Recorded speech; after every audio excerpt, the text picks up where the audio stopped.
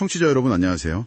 오늘 저희가 깊이 파고들 주제는 바로 온라인 결제 분야의 거대 기업 스트라이프입니다. 이 스트라이프가 어떻게 인터넷 경제의 어떤 핵심 인프라 그런 존재로 자리 잡았는지 그 성장 과정과 성공 요인을 한번 자세히 들여다보겠습니다. 이게 보니까요. 2024년에 처리한 결제액이 무려 1조 4천억 달러랍니다. 와. 네, 엄청난 규모죠. 그게 전 세계 GDP의 한 1.3% 정도 된다고 하니까요. 1.3%요? 와, 정말 상상 이상인데요. 단순 결제 회사가 아니라 인터넷의 GDP를 성장시킨다는 그런 큰 포부를 가진 기업인데 한번 그 속으로 들어가 보시죠. 우선 창업 이야기부터 시작해 볼까요? 아일랜드 시골 출신의 패트릭 존 콜리슨 형제가 만들었죠. 네, 그렇죠.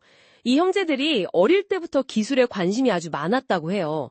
심지어 10대 때 이미 옥토매틱이라는 회사로 창업해서 백만장자가 됐었고요. 아, 그랬군요. 대단하네요. 그러고 나서 이제 MIT랑 하버드를 다니다가 중퇴하고 스트라이프 창업에 뛰어든 거죠. 맞습니다. 여기서 중요한 포인트는 이들이 직접 개발자였다는 거예요. 그래서 기존 온라인 결제 시스템이 얼마나 불편한지, 예를 들면 절차가 복잡하다거나 페이팔 쓰려면 다른 사이트로 넘어가야 한다거나 이런 걸 직접 겪어본 거죠. 아, 본인들이 직접 느낀 문제점. 네, 바로 그 문제를 해결하려고 개발자들이 쓰기 편한 API, 그러니까 그 API 우선 플랫폼을 만든 겁니다. 코드 몇 줄만으로 결제 기능을 그냥 웹사이트나 앱에 바로 넣을 수 있게끔요. 이게 바로 창업자 시장 적합성에 아주 좋은 예고 초기 성공의 핵심이었죠. 확실히 개발자 입장에서 생각했군요. 근데 성장이 마냥 순탄하진 않았을 것 같아요. 경쟁사들도 있었을 테고. 물론이죠. 개발자 친화적인 API 덕분에 빠르게 크긴 했지만 페이팔이나 스퀘어, 또 유럽의 에디언 같은 쟁쟁한 경쟁자들이 많았죠. 그렇죠. 그리고 규제, 이것도 만만치 않았을 텐데요. 금융 규제는 워낙 복잡하니까요. PCI-DS, KYC-AML, 이런 것들요. 네, 그게 또 큰 과제였습니다. 전 세계적으로 사업을 하려면 각국의 복잡한 규제를 다 맞춰야 하니까요. 안정적인 기술 플랫폼 구축은 당연한 거고요. 스트라이프는 그럼 이런 문제들을 어떻게 풀어갔나요? 그 대응 전략이 상당히 흥미롭습니다. 단순히 규제를 그냥 지키는데 그친 게 아니라 스트라이프 아틀라스라고 외국인이 미국 법인을 쉽게 세울 수 있게 돕는 서비스나 스트라이프 틱스처럼 세금 계산을 자동화하는 제품을 내놓은 거예요. 아, 규제 문제를 해결해주는 서비스를 만들었다? 그렇죠. 사용자들이 규제 때문에 골치 아픈 일을 스트라이프가 대신 쉽게 처리해주니까 오히려 이게 경쟁 우위가 된 거죠. 규제라는 부담을 기회로 바꾼 셈입니다. 와, 발상이 대단한데요. 네. 그리고 핵심 결제 기능 외에도 레이더, 사기 방지, 커넥트, 마켓플레이스 지원, 터미널, 오프라인 결제 같은 제품들을 계속 내놓으면서 그냥 결제 회사가 아니라 포괄적인 인터넷 경제 인프라 기업으로 생태계를 넓혀갔습니다. 확실히 다른 회사들과는 좀 다른 길을 걸었네요. 그럼 스트라이프를 특별하게 만드는 그런 차별점, 정리를 좀 해볼까요? 첫째는 역시 개발자 우선 철학이겠죠. 네, 그게 가장 중요합니다. 쓰기 쉽고 문서화 잘 된 API, 이게 핵심 경쟁력이고요. 두 번째는 방금 말씀하신 것처럼 결제뿐 아니라 법인 설립, 세금, 사기 방지, 온라인 비즈니스 전반을 지원하는 그 포괄적인 제품군. 맞습니다.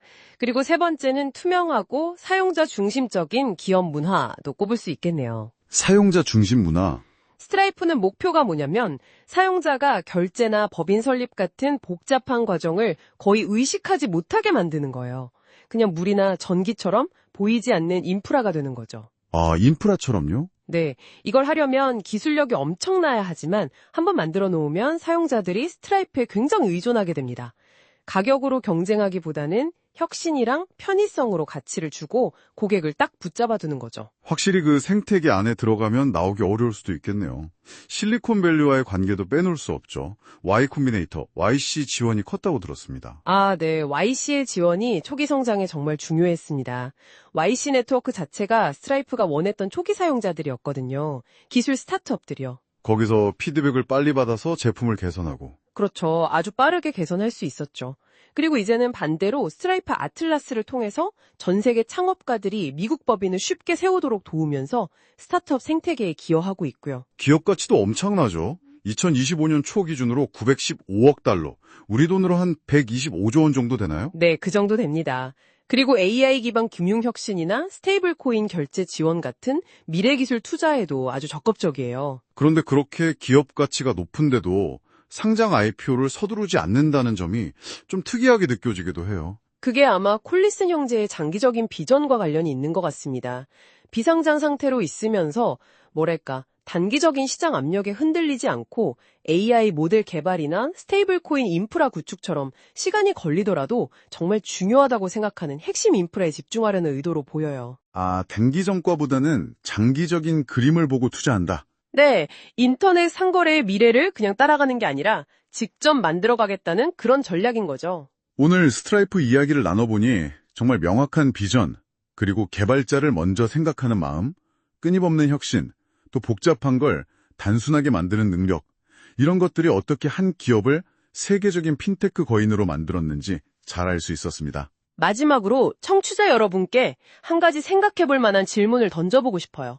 스트라이프는 인터넷 경제에 보이지 않는 기반 시설이 내려고 하잖아요. 네. 그럼 만약에 앞으로 사람이 아니라 AI 에이전트가 서로 물건을 사고 파는 그런 시대가 온다면 스트라이프의 역할은 어떻게 변해야 할까요? 인간 사이의 거래를 중개하는 걸 넘어서 기계들끼리의 경제활동을 지원하는 그런 인프라로 진화해야 할 텐데 그 과정에서 어떤 새로운 기회가 생기고 또 어떤 도전 과제가 있을지 한번 상상해 보시면 재미있을 것 같습니다. 아, 정말 흥미로운 질문이네요. AI 시대의 스트라이프. 네, 오늘 깊이 있는 분석과 통찰 나눠주셔서 감사합니다. 청취자 여러분, 함께 해주셔서 고맙습니다.